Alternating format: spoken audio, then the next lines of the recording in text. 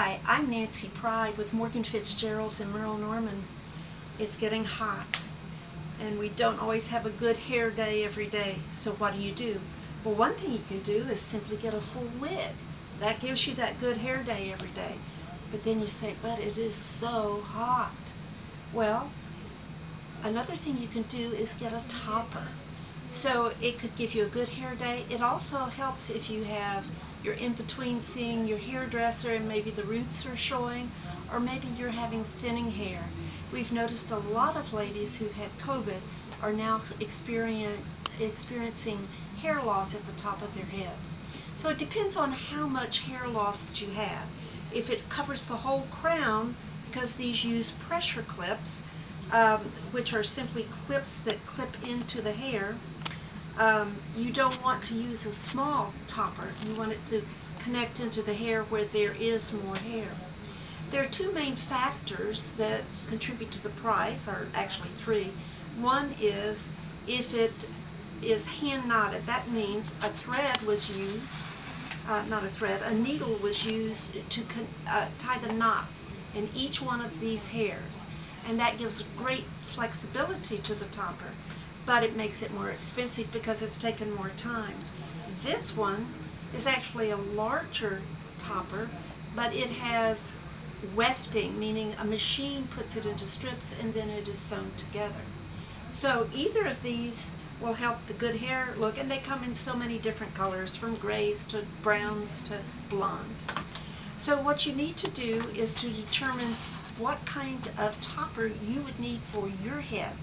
And if you just have a little bit of hair loss, or maybe you just want it to be thicker, or maybe you want bangs, then you can use a smaller piece like this. And of course we have curly ones, big ones, you can turn them different ways, or we have larger ones, we also have longer ones.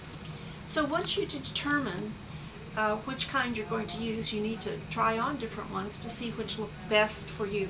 Now, don't dye your hair and expect to come in and get one that matches it. Instead, buy the topper and have your hairdresser dye your hair to match if you have a problem with matching. The next thing, when you put them on, you're going to open the pressure clips, which allows you to attach it by coming in. I'm going to use this on a contrasting head so you can see it. You take this and you actually put it in and then tighten the clip, and that holds it in place.